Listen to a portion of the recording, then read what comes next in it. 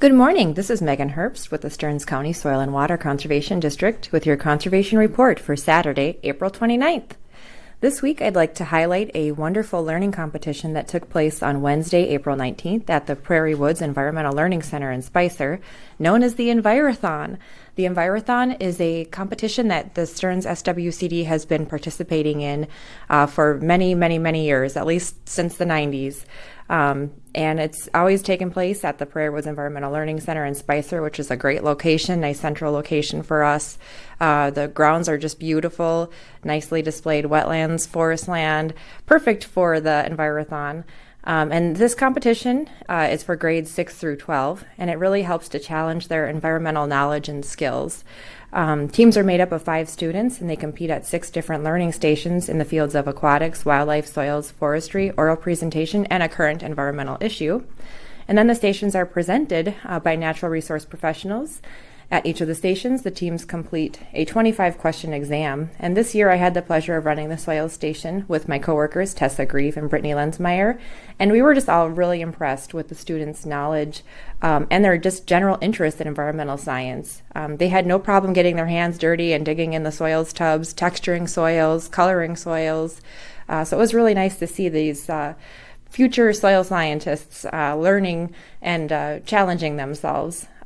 These are some really bright students, and they just showed a genuine interest in learning about environmental science, so it was good to see. And so the Senior Envirothon, that includes students in grades 9 through 12, and the Junior Envirothon includes students from grades 6 through 8. And this year, we had 16 teams from 6 different schools compete. Area schools that competed in the Senior Envirothon included Spicer, St. John's Prep, and Osakis High Schools. Area schools that competed in the Junior Envirothon included Sartell Middle School, Osakis Middle School, and Kirkhope and Murdoch-Sunburg. There are 8 area competitions held throughout Minnesota, and the top 3 teams from the Senior Envirothons in each of those areas go on to compete at the State Envirothon, which this year is in Fergus Falls on May 15th. And then the top team from Minnesota will go on to compete at the National Envirothon. This year, the top 3 teams from our area's Senior Envirothon were Osakis, number 4, taking first place, and St. John's Prep, number 1, with second place, and St. John's Prep, number 2, coming in third. So good luck to all the teams that are competing from Area 2 at the State Envirothon coming up in May. Hopefully we'll have another area team representing us at the National Envirothon.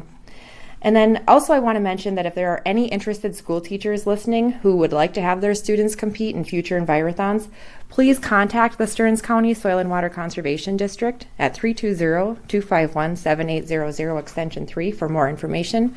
We're always looking to add more schools to this exceptionally run event, and it's not too early to start planning for next year. So please do reach out if you're a school teacher, you teach natural resources or environmental science, and you've got a group of kids that you think would be interested in competing. Again, we can be reached at 320-251-7800 extension 3.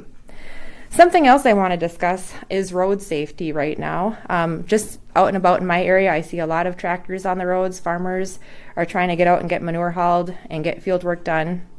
They're working really long hours, longer than they typically even work. And there's been a lot of uncooperative weather, let's put it that way. So times are stressful, farmers are trying to get work done, and all drivers, they need to be aware that there's going to be a lot of large and slow-moving equipment on the roads. Their farmers are working as fast and efficiently as they possibly can, and machinery can only travel so fast on roadways. So slow down immediately when you see farm equipment ahead of you on the road. If you're driving 55 miles an hour and you're covering around 80 feet per second, it's not going to take very long and you're going to be right up on top of that slow-moving vehicle. Be patient and wait to safely pass farm equipment. Unsafe passing is a primary factor in farm-related car accidents. And also along those same lines, be careful when approaching oncoming farm equipment. Oncoming vehicles might not be as patient as you are, and they might pull out suddenly to pass the farm equipment, which would put them right in your path.